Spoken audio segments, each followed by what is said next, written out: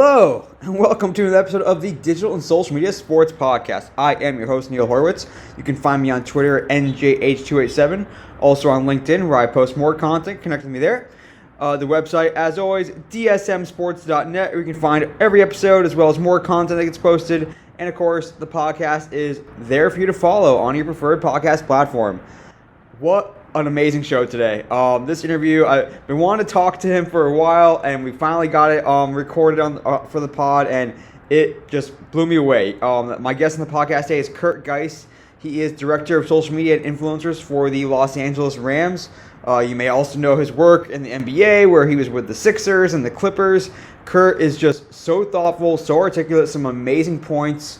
Some great lessons to learn, and you're going to want to listen to this maybe multiple times because it's just such good stuff from Kurt, who is really talented and has also worked with a lot of talented people throughout his career as well. Really part of an impressive family tree, as you'll hear about in this interview. And part of what we talk about is really learning from those mentors that he had along the way and why the people that he worked with bring success wherever they go. And it starts with having an intent, having a strategy, and then letting that strategy play out. You know, Kurt will talk about why it's important to know the why. Have a why behind every post. Is every post doing something that's consistent with the narrative you want out there, or is helping to further the narrative that you want out there? You know, what we do in social is very much tied to brand. It's where brand ggets most activated, and it's where your story gets written and how fans come to perceive you, how partners come to perceive you, potential partners come to perceive you, how potential players come to perceive you. As you'll hear Kurt talk about as well, how powerful it can be when the brand of the team, the narrative of the team matches the narrative that is in the locker room amongst the players, and there's a nice synergy between that.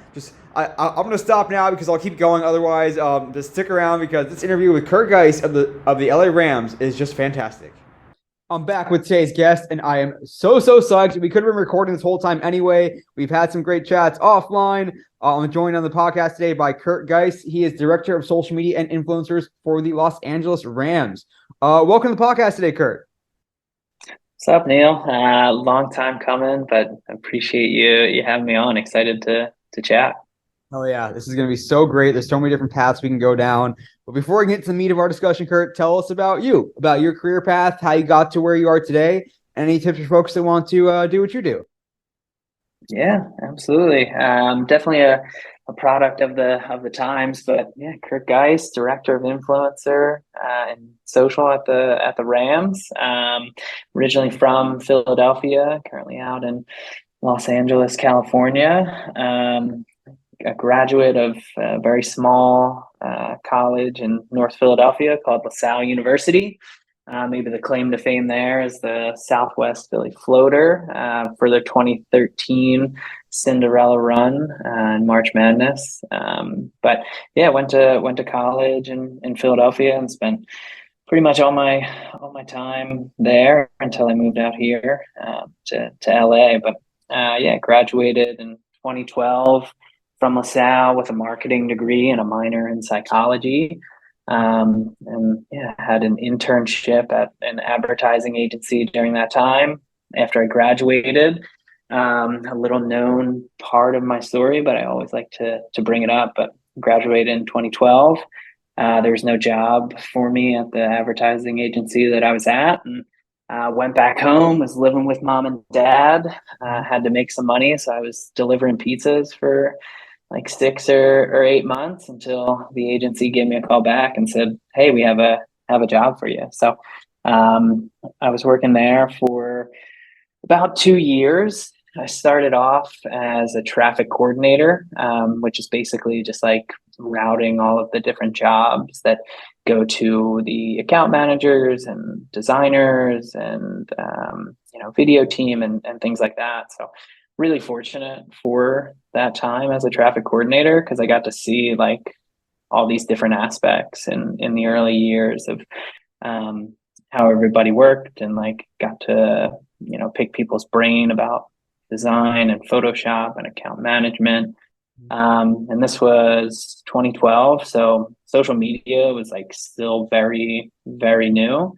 And like I grew up in social media, so I was like always on it. I remember My brother was on Facebook because he was in college, and like that was the only way that you could get on. And I was just like dying to be on Facebook. So when 2012 came along, and like you know more things started popping up, and brands started to put more emphasis on it, I just expressed interest to the agency. I was like, hey, social media is like this really powerful tool, and positions are starting to pop up everywhere. So if there was ever an opportunity to do that here, I would love to change from traffic coordinator to like an account coordinator. And they had a brand open up that wanted to have some social media management. It was a massage therapy company, and they had like 20 different locations in Pennsylvania, New Jersey, and Baltimore, and kind of just like the tri-state area. And they had social pages for all of them. So like they had 20 locations, and they had a Twitter for each one. They had a Facebook for each one. They had an Instagram for each one. So like that was my introduction into social. And it was a great experience again, like the really early days. And then I moved on to an agency called Chatterblast that is still around today. Evan and Matt, the founders of that, are great guys, but like their sole focus was social. So I got a job there as an account manager, and like just strictly focused in social, and learned a lot from them. And then made my way into the sports at NBC Sports Philadelphia, and that was like at the time a dream come true. Growing up in Philadelphia, just a huge sports fan, and getting to essentially cover all of them, like the Eagles, the Phillies, the Flyers, the Sixers, the Union, on a day-to-day basis was awesome. And like social was just continuing to evolve, and I got to test more things out creatively, and like learn about like a news environment. So I was there for about a year, and then the position at the Sixers opened up. And I like knew him on Twitter, and I think we were connected on LinkedIn, but I ended up messaging Max Rappaport when that position opened up. And I was like, hey, we don't necessarily know each other, but like, I saw this position is open, and not sure if they're hiring or like where they're at in the hiring process, but would love, if you had some time to chat about your experience there. And he was grateful enough or he was nice enough to hop on the phone, and we talked, and I gave him my resume, and he sent it to the hiring manager there. And, I ended up getting that job, and just like, dream come true after that too, like growing up the biggest Allen Iverson fan, and like Sixers were definitely number one. And in my Philadelphia sports heart. So got to work there, and that was 2015. So there like was an emphasis on social, but not a huge emphasis. So like I was a one-man band. I was press and post and tweet on everything. I was taking photos, capturing content, editing videos, making graphics, and like just a really well-rounded experience to like be able to do all those things. And I think if I didn't have to do all those things, I probably wouldn't be able to contribute to where I'm at today. So I was there for 4 years, and started off as a one-man band, but ended up with like a team of 4 or 5 by the time that I left. So just like it's crazy, graduating 2013, and then like 2017, that team and social just like grows so much in relatively short amount of time. And then so after that, my former boss at the Sixers, Charlie Widows, was putting together a super team at the LA Clippers, and he gave me a ring one day in 2019 and said, hey, we have a position for you if you want to move the family out here. And had a conversation with my wife and my family, and we decided that was the best opportunity to see even more growth in my career and as a person. So landed out in LA, and so did Kawhi and PG right when right when I started. I'm sure we'll get into that, but yeah, I worked at the Clippers through the pandemic, which were tough times, obviously, just in general, but on social too, and just like all the work that was required to get through that. And then yeah, that super team kind of dispersed and found their own opportunities and success elsewhere. And it was just me and Tommy Zweibel, left there at the Clippers, and an opportunity opened up at the Rams, and I hopped on that. In November 2021, we lost every single game in November, and everybody was looking at me like, "Man, this guy joined," and then we lost all these games, but obviously ended up on top with the Super Bowl win. And yeah, very long winded. That might be our 20 to 25 minutes right there, Neil. But now I'm here with you on the pod. But yeah, that's my path, and how I'm here today. I love the story, and it's so cool to hear. And we'll get into this more as we go on the interview, but you've been able to work alongside so many talented people, and you are obviously extremely talented yourself, and it's just so cool to hear about that path. And I think something that I want to touch on briefly, before we get into more, is the fact that you came from that advertising marketing background. That oftentimes, when we're talking to people that are in the social space or who have grown through the social space, they start out as journalists, or they wanted to be a reporter, or they were really into content production, or maybe they were in the comm side, they were in PR, and then that became social. So like the fact that you came up in that marketing space and then picked up the content production as you went along, and certainly when you were a one-man band with NBC Sports, and then with the Sixers as well. How did that mindset sort of affect, like, did you have to really focus on, hey, was there a time where you're like, I really need to learn this content production stuff. I need to learn Photoshop. I need to learn video editing, Final Cut or Premiere or whatever. And then did it also color a little bit of what you saw social as this is not just another broadcast channel to post links, but we can truly accomplish marketing objectives. Like, how do you think that background has colored both your upbringing as well as your career today? Yeah, yeah. Like I said, being a traffic coordinator, I was really able to see what everybody was doing within the agency. So I think that definitely gave me a different perspective. But as it pertains to social, I really do think, and when I talk to people, like, I'm definitely a product of being in the right place at the right time, right? Like social kind of blowing up right when I graduated, for brands, at least blowing up for brands when I graduated, and just like, kind of right place, right time. But how I use social, like the engagement with people, even from, again, like a personal standpoint, I was just always on social, and like I was always on Twitter and Instagram, and like I loved going back and forth with people and like developing a community and like what that looked like. And it wasn't necessarily engaging with brands or like posting about brands. It was about like doing jokes with people that you met on the internet, or like shared common interests. And so like that's, I think, really what helped shape my view on social. Just being in the early days of when those things were becoming popular, and the network and the people that I was able to like meet through the internet and how they used it. And like you said, it's not just like this dumping ground to get people to do something, but it's, we hear this word all the time, but like it's engaging them. And what does that look like? It can be a link, it can be an article, it can be buy something. But when I was using social, when it first started, it was like, the early days of memes, and like talking back and forth with people, and like covering things in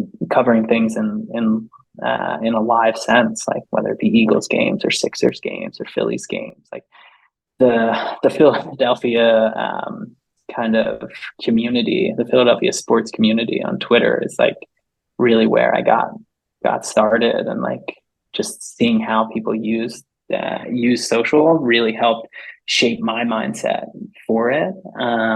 So like when I got into a place like NBC Sports, and I got into a place like the Sixers, it was like, hey, sure, we're going to be pushing these things that are like marketing messages and, pushing our narrative, but there's room to have fun. Like, and that's what people gravitate towards. They gravitate towards like the content that is striking an emotional chord. So a bit of a rambling statement there, but yeah, really just like my personal use of social in the early days is what I think helped shape my mindset for it. And then as I had these different stops at an agency and at a news outlet and at a team, like it really helped develop the business aspect of it. And then I was applying my creativity towards it. Yeah, like you really touched on some strong points there, and I think something that has become more appreciated in the last 10 years, to go back way far, is that community management aspect of it, and the fact that especially when you were with the Sixers and having that background as growing up a diehard Philly fan, like you understood that community, and they were able to, and this became something the Sixers are really well known for, is that there was a personality to it. There was a voice to it. It felt like part of Philly. It wasn't just another sports team and just some omniscient voice. And so it's like, so I guess talk about how that developed with the Sixers, because early on we talked a little bit about this offline with what Max and then Sandro and yourself really it wasn't something that everyone was doing at the time of having a true recognizable voice, of being able to have fun, being able to poke fun and have memes and make jokes. So like, what was that mindset like? How was it presented to you when you were brought into the Sixers, and then how did you and your colleagues like develop it over time? Yeah, I mean, as cliche as it may sound, but like just such big shoes to fill when I got there, and thinking back, like I was DMing and texting back and forth with Max and Sandro probably for like the first 3 to 6 months of my time there, of like the foundation that they set and how to kind of keep that going. And like you said, offline, we were talking about how back in the day, it wasn't necessarily about like the people who are behind the account, and like it's kind of evolved into that. But people knew Max and people knew Sandro, and they knew the product that they were putting out there. So like when that voice even shifted just a little bit from when I first started, it was like, I didn't take this to heart, but it was like, bring back Max, bring back Sandro. And it was like, they did such a good job of developing that voice that any straying away from that made people like not angry, but like made people notice. So just talking to those guys a lot, like kind of getting into their mindset and like foundation, but then also putting my own spin on it. So a key, I think, to like my success was probably having a bit of like in my younger days, like having a bit of a chip on my shoulder to be like, man, these guys like built something that was so awesome. Like I want to do something that's equally as awesome or like even better. So I use that as motivation to like learn from them and duplicate some of the things that they did, but then also put my own creative spin on it. And you hit the nail on the head of like that account is like, it's not talking in just this plain voice. It's talking as if it's a Philadelphian. And like Philadelphians appreciate that so much. And, you look at the makeup of the team too. And this is another great aspect of what Sandro and Max did. And, I hope I emulated, but like Joel Embiid, especially in his early days, like such a personality. And it's like, how do you take that huge personality and try and replicate that? Because at the end of the day, like if you're a sports brand account, you probably want to take on the voice of the people on your team, because like at the end of the day, people don't want to hear what like Kurt has to say. Like they want to hear, they're here for the players, they're here for the product. So having somebody like Joel Embiid is a huge um, a huge piece of that, and they did a great job emulating that, and it just really opened up the doors for me as he started to play and become even more popular. Of like, hey, Joel is trolling people, we're gonna troll people too, or Oh, like we're gonna take on that similar voice. So um, yeah, it was shout out to those guys of setting that foundation, just being a huge help in my early days, and just inspiring me to take it to another level.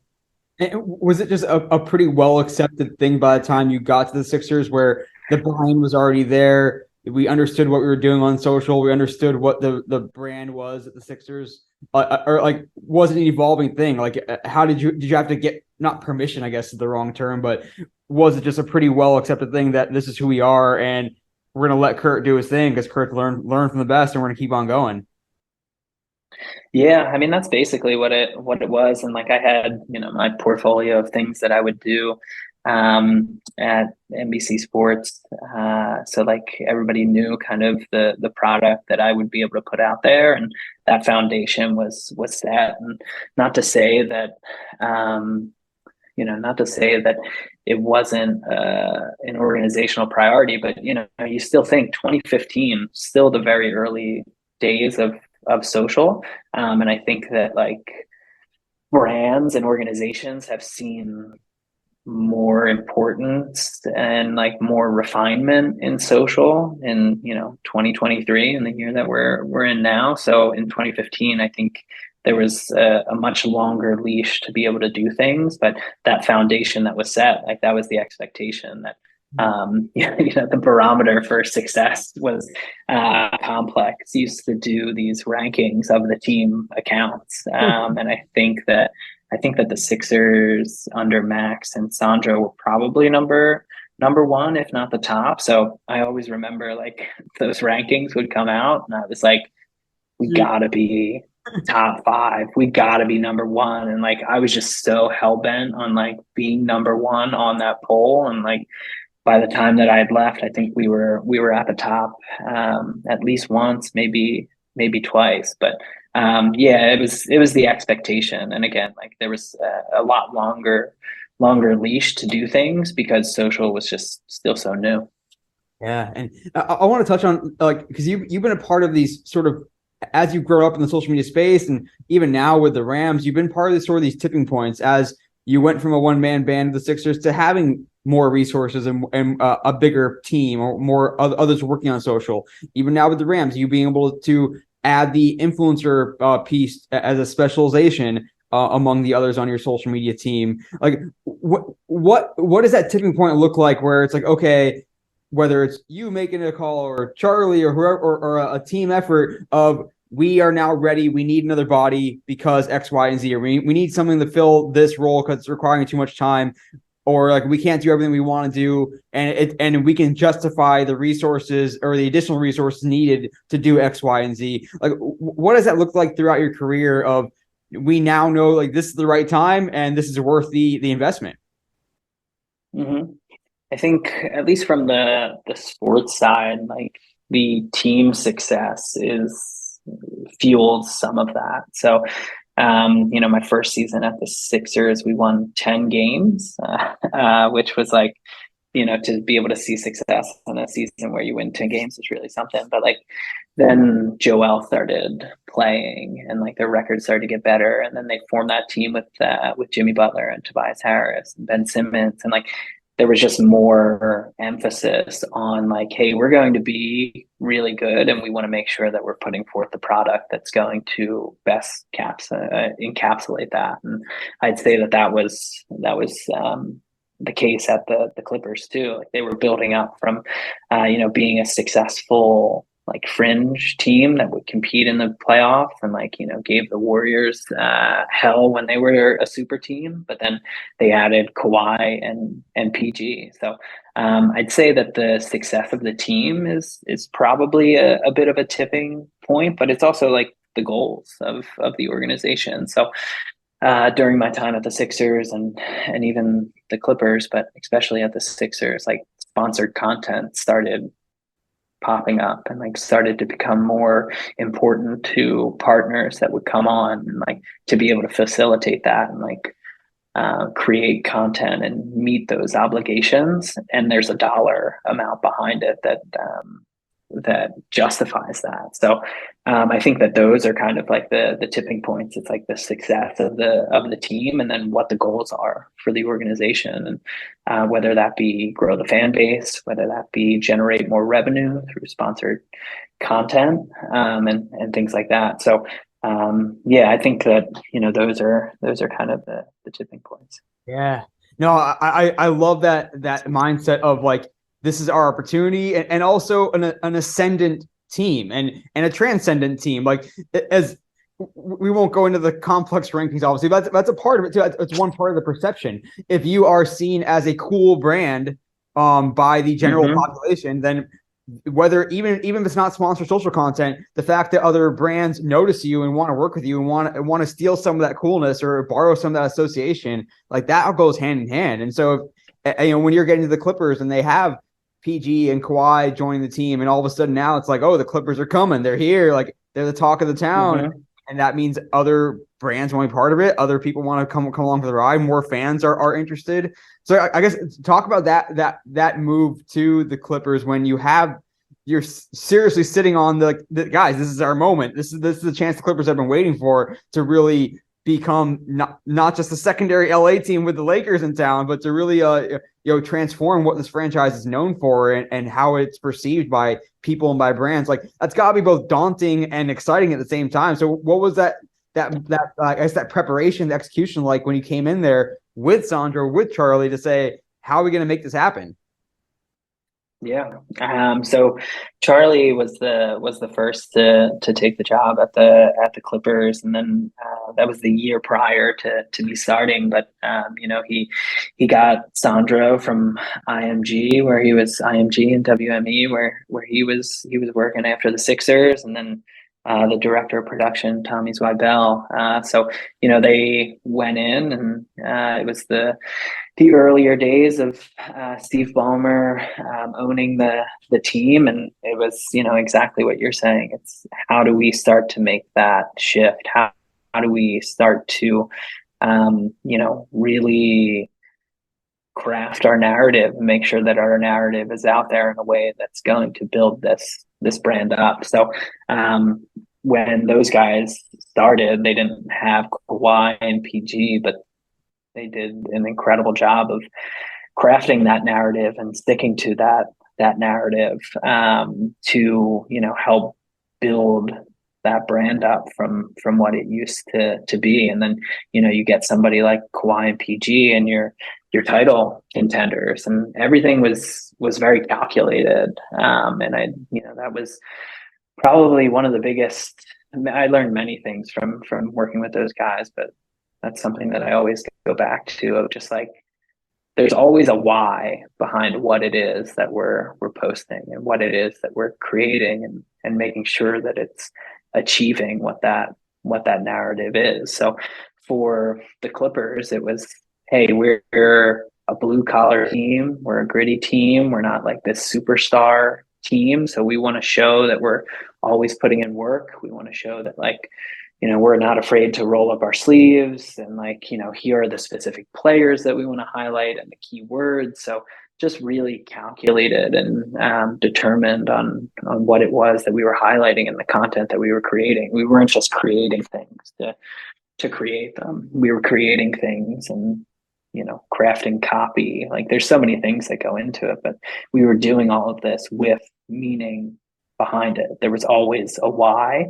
And if you wanted to create a piece of content or do something, and there wasn't a why behind that, then it probably wasn't getting through. So just really calculated with that narrative. And you pair that with somebody like Charlie and Sandro and TZ, and the people within that team too, like Paul Hughes and Tom Garbett, and a handful of others, Brandon Lim. So a lot of people who contributed and are elsewhere now, but like succeeding in their roles. It really just goes to show that, like, that team that we had there, they're like either managers or heads of their department now. So we really had like such a star-studded team, and really appreciative to just be around all of them. But I'm going off on a sentimental tangent there, but the narrative part and like the being really purposeful with the content and making sure it's sticking with the organizational narrative it was a big part, and a big thing that I took away from working with those guys. And like that's a tough thing to do. Like it's easy to just like want to create a piece of content and just like throw it up, but it might not necessarily have a why behind it. It really makes you think, and it really makes you work hard. And it was difficult at times, but made us all better, and like made me better for sure. It's so powerful to hear that. Like we oftentimes, it's easy just to say social media is success is based on the numbers. Of course, yeah. Well, let's put this out because it's gonna do numbers. Like of course, but it's also about like, are we building a brand? If we ask the fan what adjectives would you use to describe the Clippers, what are we doing to help make sure those adjectives are the ones that we want to be known for, among other goals as well. And there's so much that intersects with that, and you're doing more than just driving engagement metrics. You are truly building a brand and building a community and building a reputation as well. And it's great to hear how much thought and effort went into that with that all-star team of social people you had at the Clippers. Like, yeah, like, focusing on engagement, that doesn't necessarily mean that like it can't hit both, like saying something that's like, hey, this is a meme, but like that still ladders back to a goal, which could be like engaging in internet culture, because that's going to help hit fans that aren't fans of the Clippers. Or the complete opposite of that, of like, hey, community is really important, and like showing what we're doing in the community is really important for our narrative. But that stuff might not necessarily like perform that well, and there's ways to make it more creative, but that's still really important to our narrative. So like understanding that sometimes things that you're doing might not necessarily be for the engagements or for the impressions, but are still really important in telling that story. And then the other side of it, of like, hey, let's do something really creative, and it's still going to ladder back to those goals. But it might not like hit every single touch point that you need it to. So just wanted to add that little bit in there. Perfect. I love that. A few minutes left. I'm going to keep you for a few more minutes, Kurt. We have so much we're going to talk about. We're going to try to squeeze as much as we can. Talking with Kurt Gies. He is director of social media and influencers for the LA Rams. Let's talk about the Rams a little bit. It was kind of a pretty good first season for you when you got there. But I guess I'd say let's talk briefly about just what that shift was like from NBA to NFL. I mean, we think about NBA Twitter and everyone being so engaged, and even the grind of the season of 3, 4, 5 games even sometimes out every week. Where NFL, it's one game a week, and you know your schedule. So I guess, what was it like from both the social media perspective as well as just a content workflow and getting to know this new league? Yeah, I mean, a big learning curve from going from one league to another. Like, both leagues just have a different set of rules and the things that you can do. So, I'd like to, be honest and say that like I'm still learning some of those things today. But yeah, I mean, a big adjustment in the NBA. Like you said, it's like games every other night, and they're all night games, and you're working from 4 o'clock until 1 in the morning. And I did that for 7 years, and that really helped like shape who I was. But the adjustment from going from 82 games plus playoffs plus preseason plus summer league to one game a season, or one game a week, and a relatively short season and a relatively long off season, was a welcomed one, especially just as I've grown as a person with with a family, a wife, and a now 5-year-old. So being able to be home for dinner every night and being able to go to soccer games and like do more things like that is definitely a welcomed one. But none of that is to say that it's any less work. Like just because you have one game doesn't mean that you're not, still working a ton of hours and like really grinding things out. It's just a different type of grind. So yeah, it was a big adjustment, definitely a welcomed adjustment in this time of my life. And yeah, I mean, The like social media front, like going from the getting to know the NBA fan on Twitter and or Instagram or other platforms. I mean, not so much TikTok in your NBA days, perhaps. To the NFL fan, like how's that fan different? Like maybe you can't use whatever Kendrick Lamar lyrics or something. I don't know. I'm just spitballing here, but like, what to learn about that different audience? Yeah, I think it's the level of like engageness that they are, right? Like the NBA is always happening and like it's games every other night and there's a group of people who are watching every single game as opposed to the NFL where like on Sundays like that's when they're the most engaged and like they're still engaged during the week, but that's like such a monumental moment game day is. And I'd say that that's another big difference about the NBA and the NFL is that like what does a Wednesday night game in the middle of the season mean for the NBA versus literally every Sunday?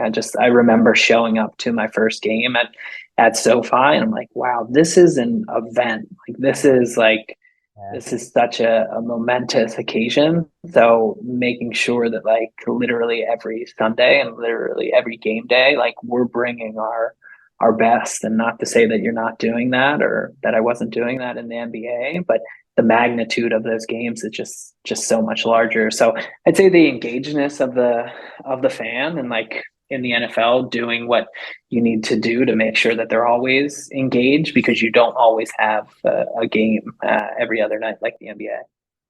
No, totally. It makes a lot of sense. And we mentioned that you were there at a pretty opportune time.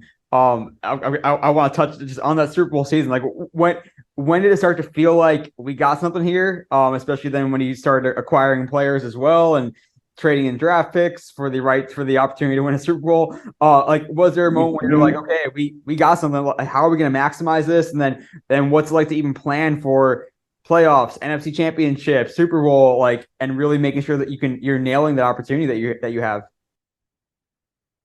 Yeah, I mean, when I had hopped in November, like things were kind of already underway, but like I joined and they had just traded for Von Miller, and then they signed OBJ. So just like crazy that I joined the Clippers when Kawhi and PG joined, and then like I joined the Rams and Von and OBJ joined. Just like how lucky that is. But like those two guys joined, and I think I mentioned it at the top. We lost every game in November, but then we started to you know have this team that was starting to come together with the addition of those two guys. And I think that like you felt that, but it really was like any given Sunday when you look at our playoff run, like there's a lot of moments in there that hinge on one moment. And that's like the interception in the NFC championship game when AD gets to Jimmy Garoppolo or like down in Tampa Bay, like Tom Brady turns it on and it's a tie game, but then Matthew Stafford, as the game's winded down, finds Cooper Kupp for a 70-yard bomb. Like they all came down to one play. So like we always knew that we were a great team and that we had the pieces to get to where we needed to be. So we were always in planning mode as if we were going to win the Super Bowl. So like going into the playoffs, we with one game a week, you have so much time to plan and there's other things going on, but like that's the nice part about like the amount of lead time that you have. So tons of planning cross-functionally on just what our narrative is, and from a social front, just like content that we want to create, and like, hey, if we beat the Cardinals in the wild card round, this is what we're going to do. And then if we beat the Buccaneers in Tampa Bay, this is what we're going to do. So a lot of time spent with my team. And back then we were meeting every single day, like an hour long meeting every single day to go over these things. I was like still getting to know my team, but and then just a lot of meeting, a lot of planning, a lot of running and gunning too on just things that would pop up. But I think that I'm rambling a bit, but I think that probably answers your question. Just a lot of meeting, a lot of planning, and just taking what the moment gives you. I'm jealous. I get goosebumps just thinking about you being able to be part of such a cool thing, and that's a lifetime moment that you can think back of being part of a Super Bowl winner. And the preparation is so huge. I mean, it's like it's your one chance as a team to really be in that spotlight and take advantage of it. And yes, there's some stuff that you have to be reactive about, but you can also be prepared to be reactive and be prepared to be extemporaneous, and make sure you're maximizing that moment.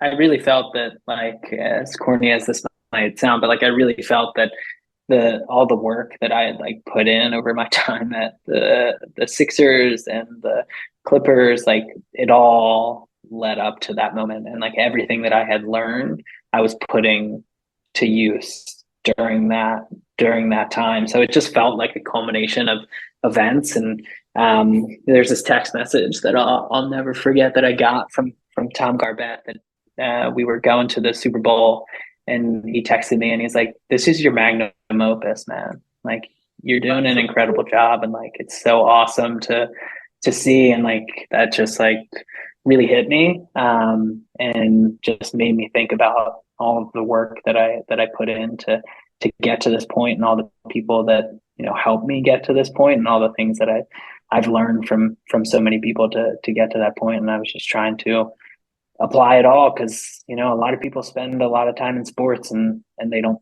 reach that, and just feel really fortunate to be able to get there. That's so cool. I'm sitting here grinning because I love hearing that, man. It warms my social media heart for sure. One more thing for you, Kurt, for the episode's terrible stat. I can keep you here all day, man. I might try. But I do want to hear about your current role of not just director of social media, but also influencers. I guess, like, first off, just tell me what went into adding that specialty to your role, and ultimately, like, what the Rams want to get out of their influencer relationships.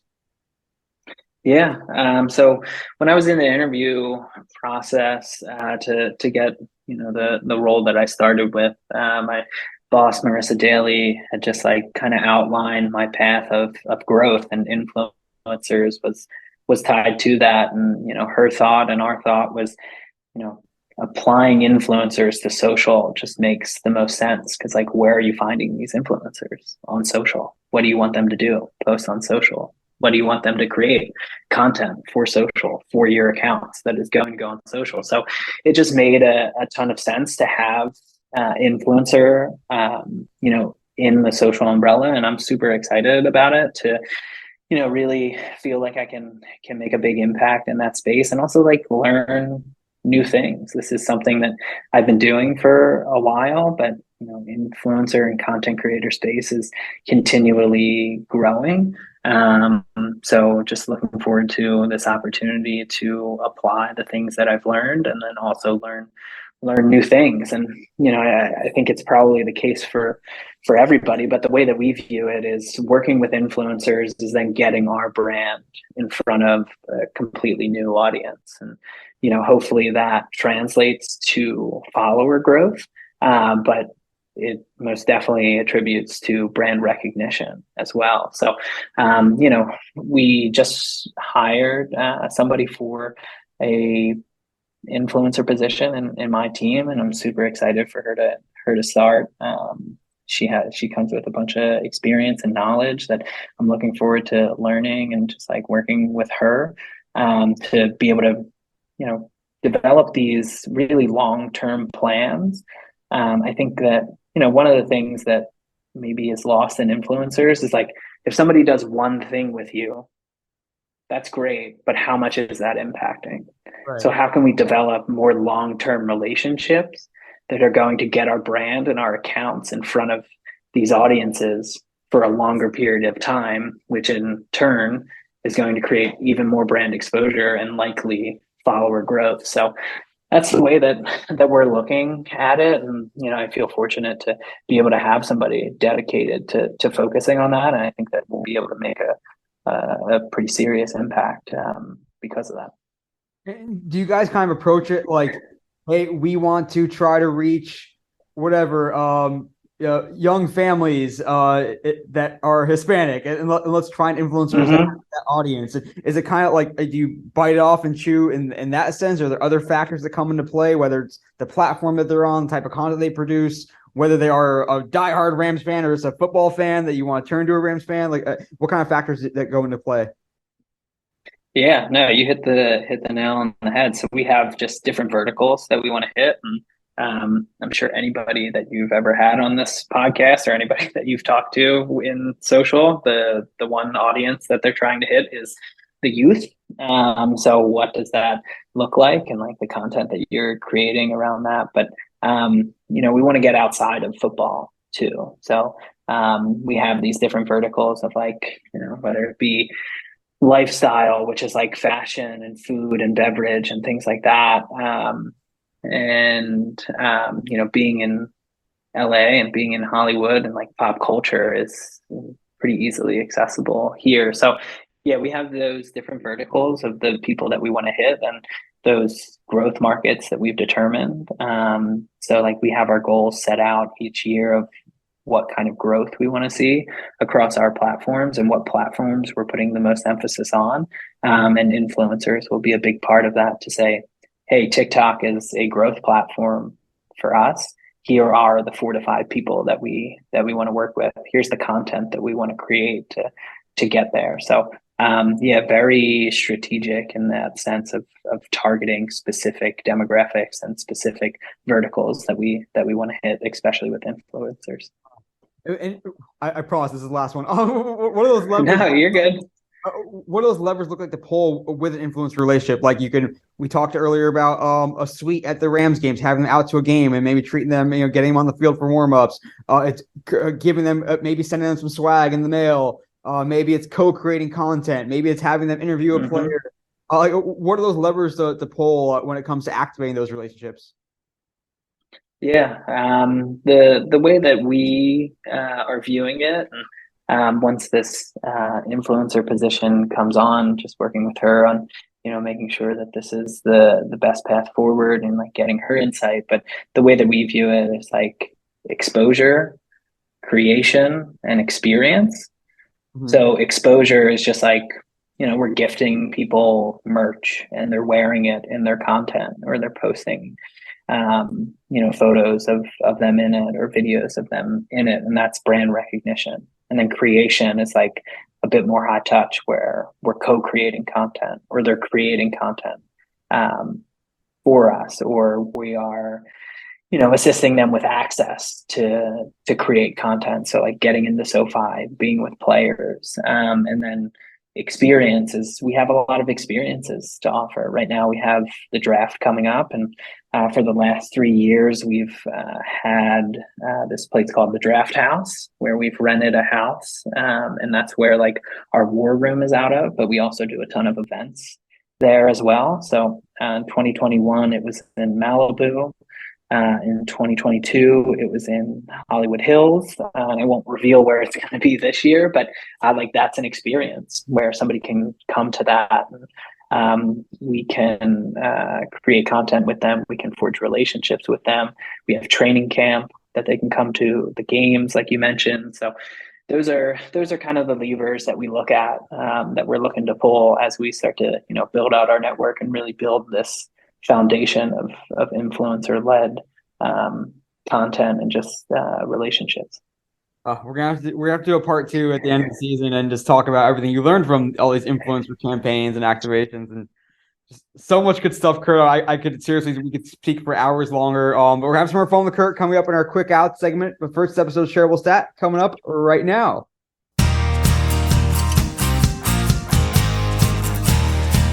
So great talking to Kurt Gies, Director of Social Media and Influencers for the LA Rams.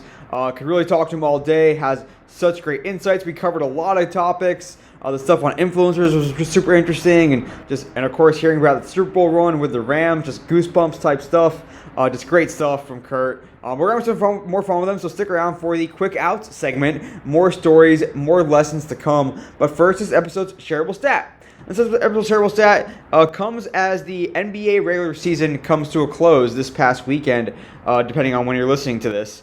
And it looks at the change in interaction rate on Instagram year over year. I think there's certainly a narrative out there that organic reach is getting tougher, of course, but also the engagement is going down on Instagram. And a lot of times when I'm doing analyses for people that I work with, I am seeing that. There's, especially among the athletes in the world who are not posting quite as frequently in the feed, maybe going more towards stories, and their engagement rate, interaction rate is not quite as good. But if you look at the NBA teams throughout this NBA regular season, 2022 to 2023, the interaction rate was relatively flat. It went down year over year at 0.56%, the average team interaction rate.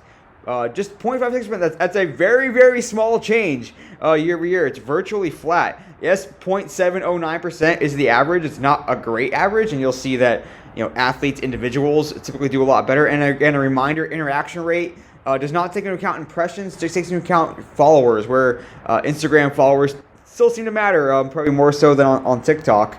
But again, interaction rate is likes plus comments divided by followers. So it's an idea of how engaging your post is compared to how many followers that you have. And it may be flat with reach as well if impressions are going down, but engagements are about the same, or rather are going down with that in proportion. That's why we could see no change as well. But it's something to think about for sure. Of where are you winning on Instagram right now? The volume is certainly down a bit across the board. And so it's a matter of what are you trying to do with Instagram? What does your audience want there? And I'm seeing different approaches by different teams. In some cases, it's very kind of meme heavy, or bringing in tweets to the occasion and trying to drive that and comments and engagement that way. Seeing certainly some contests where it's comment to win, or caption this or tag a friend, and that's gonna inflate that engagement number as well. You're also seeing the good old fashioned still frame followed by a highlight. Use of the carousel, and of course Reels continues to grow more and more as well, with some having success repurposing from TikTok and vice versa, I believe. Also, stories remain something that some prioritize quite a bit, and others just kind of use it mostly on game days and to repost other things from their feed or from their athletes' feeds. So lots to think about, but really the shareable stat is that interaction rate average across the NBA teams for the 2022-2023 regular season was basically flat. Went down 0.56% to 0.71% average interaction rate. So that's just a shareable stat. Think about it, ponder it, but more importantly, stick around for more great stuff with Kurt Gies of the LA Rams. Right back from this episode's Shareable Stat, and I'm joined once again by Kurt Gies. He is the Director of Social Media and Influencers for the Los Angeles Rams. Kurt, you slayed in your interview, scored a touchdown, got multiple sacks, looked like Aaron Donald. Are you now ready to run some quick outs in Cooper Kupp style? Listen, I guess my hands are ready. I gotta haul it in. Yeah, hit me with them. All right, number one. This is a kind of a big one here, but it's certainly, if nothing else, the last few months have seen a big growth of generative AI, whether it's ChatGPT or Midjourney or Stable Diffusion, anything along those lines. So just tell me, I guess, where do you see generative AI affecting social media, both in the short term and the long term, and has it even become part of what you guys do, whether it's test captions or tweets or whatever it might be?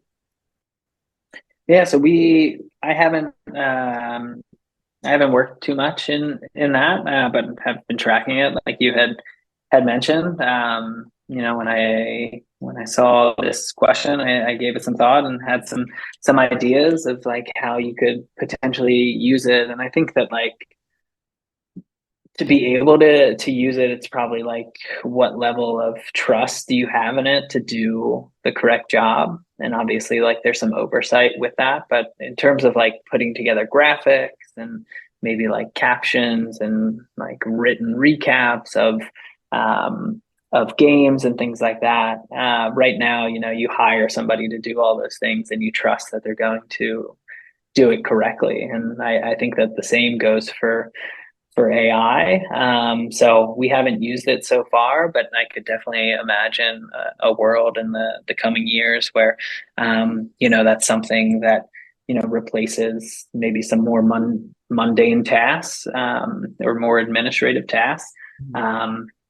But yeah, haven't used it just yet. Definitely a space to watch. I'll tell you a cool thing to do sometimes with it is you can either like take your last whatever 200 Instagram captions or Twitter or tweets, or even just ask, like you can go to ChatGPT and say, describe the voice of the LA Rams on Twitter, and it'll tell you, and you can see, oh, that sounds about right, or wait, it says we're this, or you can even, like I said, put it in all your copy and say, what are the adjectives that describe the personality of this account, and there's interesting things you can do in that sense in the short term that you can just get the ball rolling a little bit and see, like, are we doing what we think we're doing? Of course, it's not perfect. Yeah. Wow. Number two. Yeah, give it a shot. See what it says later today. Describe the personality of the Los Angeles Rams on Twitter or something like that. Yeah. Number two. Going back to your time at LaSalle, tell me the most memorable game from your time at LaSalle. And a bonus question would be, who's the best known alum of LaSalle besides yourself? I want to cheat on this one a little bit, and I had mentioned it at the top. But yeah. In 2013, LaSalle made a run. I graduated, so one year out, but they made a run in the tournament and made it to the Sweet 16. So most memorable game. Shoot, I'm probably going to get the opponent wrong. I think it was Kansas State, maybe, or Oklahoma State, but a very iconic moment called the Southwest Philly Floater, where Ty Garland, who might be the most well-known LaSalle alum, no, there's definitely more, but he hit this like layup to put them ahead with 2.5 seconds to advance them to the Sweet 16. I think, crazy enough, today is the day that happened. Wow. So we are talking on Southwest Philly Floater Day. So it's only fitting that I mention it. That's incredible. 10 years later. Oh, I love it. Go Explorers, right? Is that the team name? Yeah, Explorers. Yep. All right, I see you do. Number three. Tell me your number one tip for a sports organization in working with influencers. Let them be authentic. You're going to them for a reason. Obviously, you want them to hit certain points, but people follow them for a reason. People engage with them for a reason, and making sure that they're remaining authentic to what their fans like is going to see the most success. So don't force your will on them too much. Get what you need to get done, but make sure that they're doing it in their authentic way so that it's most impactful. So true. We cannot say it enough. I mean, it seems like such a simple thing, but it's like they know their audience. They know what it's going to work best. They know the messaging that you want to get across. Let them go to work and don't like give them a freaking copy and paste job or something like that. Just so it makes so much sense, and yet some people still don't subscribe to it. Yeah. Right. This is a fun one here for you, Kurt. Tell me, number four, if money were no object, how would you most want to spend your days? Wow, this is a big one. Spending time with my family, no doubt.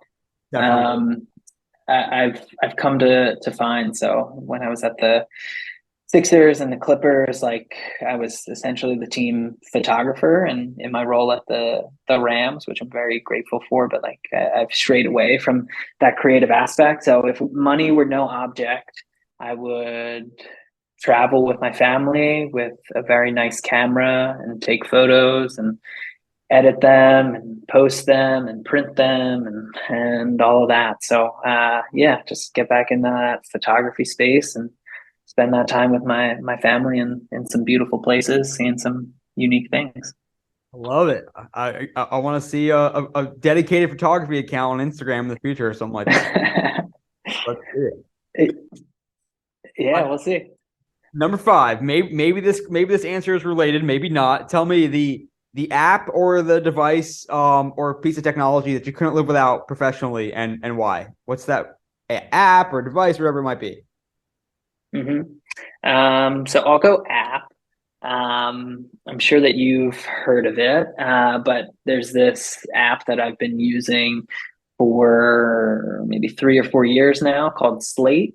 And it's essentially like a Photoshop app on your phone that like has all of your brand elements in there, and just how useful that's been for us and my time at the Clippers and my time at the Rams to just be able to do everything mobily and like do everything really easily. So yeah, I'd say that probably Slate, the app professionally, Hell is one that I couldn't live without.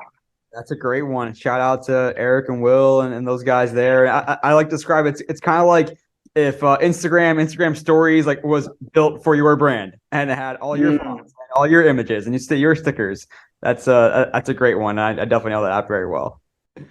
perfectly put. Number seven. Tell me, excluding teams that you worked for, what is the best Mm, home venue experience in all sports? best home venue in all of sports. I would say well, I went to Green Bay this year, and Green Bay was really cool. Like it's just so cold, but they're so into it. Like they're just into it all game. Um, Toronto is another one. So I was up in Toronto when Kawhi hit the shot to eliminate the Sixers from the playoffs in Game 7, and that place like that might be the loudest that I've ever heard a building before. So um, yeah, I'll go Toronto, just really based off of that moment. That's I'm sorry you had to relive that moment just now, but that Well, it's no, funny. The next season, I went to the Clippers, and so did so did he. there you So go. it was just like crazy how that aligned. Number eight, it's time for our food question. We always ask a food question. We love food. So tell me the best meal to get in Philly and where to get it. And then I'm going to ask you also the best meal you've had in LA so far in your time on the West Coast. But first, let's start with Philly, Mhm. your hometown. Where's the best meal to get? Where do we get it? Yeah. See, I'm a real simple guy. So working with Charlie, Sandro, and TZ, like they love food and they know all of like these super unique spots. And when I'd go out with them, like I'd just be like, "You guys order," and like I'll just eat whatever whatever you guys order. So I'll probably say something that's like really lame, but there's a burrito spot in Philadelphia, which like you probably wouldn't think about when talking about Philadelphia. Like everybody's probably expecting me to um, say a cheesesteak spot. Um, but yeah, there's this burrito spot in Center City that's really good. And of course, right at the moment where you need that name, I can't think of it. Um, but there's a burrito spot in Center City that's really good. So is it better than anything you've had in LA in terms of like a burrito Mexican food? From my recollection, yes. But that's like, I think that's a bit subjective, maybe. That's a borderline blasphemous out here. I mean, but Yeah. I got to get down to San Diego with you. You'll show me the spots there down we there. go. Maybe I'm Hell just yeah. missing out. Look at some real Mexican food. Number nine. Tell me the non-LA and non-Philly pro sports teams. So trying to keep any favorites or neighbors out of it. Whose social media you admire and why? So non-LA, non-Philly pro sports team. Whose social media you admire and why? Hmm. How fun. There's so many, and like not just saying this to say it, but like so many good ones out there. But I think somebody who's doing it really well right now, you're probably gonna hate me for saying this, but the Brooklyn Nets do a terrific job. And you know who works there, Charlie and Sandro. But the Brooklyn Nets just do a great job. And you look at how like, they lost Kyrie and they lost KD, but their social hasn't missed a beat like the stories that they're telling with Mikal Bridges and Cam Thomas and like all of the people who are still on that team. Those guys really just go into a team and just really change the game for them. So probably a cop out, but I'm going to say the Brooklyn Nets. Oh, it's a great one, and really, as I'm thinking about it here too, it really activates a lot of the concept that you talked about here in our interview today. In that it's not just the storytelling and the social; it's the brand has really become powerful and distinct, and that just goes back to everything that we've been talking about, and is a feather in the cap for Charlie and Sandra out there. So, good answer. I will let you go with that one because it's a very true one. All right, last Appreciate it. This is the question that everyone wants to know. Last one for you, number 10. If anyone follows Kurt on Twitter, which you probably do, he's a great follow. He's at Kurt Wears Hats. So tell us about the origin of at Kurt Wears Hats. I assume you wear hats. I know you do. I'm wearing one right now. I know I'm not on camera, but I'm wearing one right now. So yeah, I mean, it kind of goes back to what I was talking about of just like my approach on social and just the community that I was like brought up in social. Like it was more so just like a joke. Like I loved wearing hats and I loved unique hats. I used to have really long hair and like this really distinct look. And yeah, I was just like, that was my shtick at the time, like hats and like commenting on hats and talking about hats and wearing hats. And yeah, I changed it one day from Curdy Ice, which used to be my handle, to Kurt Wears Hats. So it was more so just like a joke and a shtick. And now like I'm kind of stuck with it. If in hindsight, I would love to just be at Kurt. Like everybody who has just their first name at, I'm so envious of. And I've like tweeted at Kurt a handful of times, and I'm like, hey, is there like a number that would get this through? But to no avail. So yeah, it was more so just like a shtick in the early days of social, and then it ended up sticking. But I do like wearing hats. I have a pretty good hat collection, and yeah, I find that like it's kind of like a conversation starter. Like I'm wearing a 1980s maroon Phillies hat right now, and people will be like, "Oh, are you from Philly?" And it's like that's the conversation starter. So that's like the only accessory that I wear. I love that last comment. I love conversation starters. That's why I have like fun backgrounds in my Zooms. I'll wear hats on calls for that reason as well. It's a great way to get that conversation going. But I think someday you need to like create your own hat brand or something and just dive right into, lean into it. That's awesome. Amazing. Hey, you'll be the first one to get one, Neil, if I end up doing that. All right, Kurt, you kicked ass in your quick outs. You got lots of catches, maybe Triple Crown like Cooper Kupp back in his biggest season. So now it's your chance to take over the podcast for a moment and tell us your social media all-star to follow. Just tell us who they are, what platform they're on, and why they're worth following. Yeah. So person that I'm going to go with today is somebody that I worked with at the Clippers and had mentioned him a couple times. It's not Charlie or Sandra or Tommy's Weibel. It's Thomas Garbett, Tom Garbett. So he was a social media producer at the Clippers, and then went to the New York Knicks, where he had a similar role, and he actually just joined the Brooklyn Nets as their manager of photography. But somebody that just has a really great head on their shoulders, is super creative, has made some amazing things, and is a really talented photographer. So I'm really excited to just see where he continues to go and grow in his new position. And if you want to give him a follow, it's at Thomas Garbett on Instagram, and he's starting to post all the amazing stuff that he's capturing at the Nets, but just a really creative individual, and just a real great individual too. That's a great one. We'll link up his handle in our show recap. And how about you, Kurt? We know where to find you on Twitter at Kurt Wears Hats. Where else can we find you, and as well as all things Rams on digital social media? Yeah, so you can find me everywhere at Kurt Wears Hats. So I've really I've really leaned into that. Love it. So Twitter, Instagram, I think maybe even if you type that in LinkedIn, I'll pop up.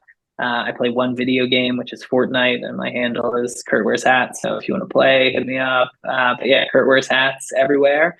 And then Rams, we are at Rams NFL on Twitter and at Rams everywhere else on Instagram, TikTok, and Facebook and Snapchat and all that good stuff. Hell yeah. Well, Kurt, just so great to have you on today. I know this has been a long time coming, and it's just been fantastic to learn from you, to hear from you, and just pick your brain a little bit. And we look forward to continuing to follow along everything you're doing with the Rams, with influencers, and cheering you guys on the football field soon enough. And thanks so much again for the time, man. Yeah, Neil. No, thanks for having me. It's been a blast. Been a fan of this pod for a while, so great to finally make it on. Appreciate you. Love it. Just so awesome, picking the brain of Kurt. Just does such a great job everywhere he goes, continuing to do good stuff with the Rams, and we'll definitely keep an eye out for what they're doing with influencers and everything across the board with Kurt. And of course, check out Kurt at Kurt Wears Hats because he is a fun follow as well. But that'll do it for this episode of the Digital and Social Media Sports Podcast. Thanks again for listening. Thanks again to Kurt for his time. As always, I'm your host, Neil Horowitz. You can find me on Twitter, NJH287, also on LinkedIn, where I post more content. Instagram, not quite as busy. DSMsports.net is the hub for everything. And of course, you can follow the podcast, subscribe on whichever podcast platform is your favorite. Until next time, this is Neil Horowitz signing off for the Digital and Social Media Sports Podcast.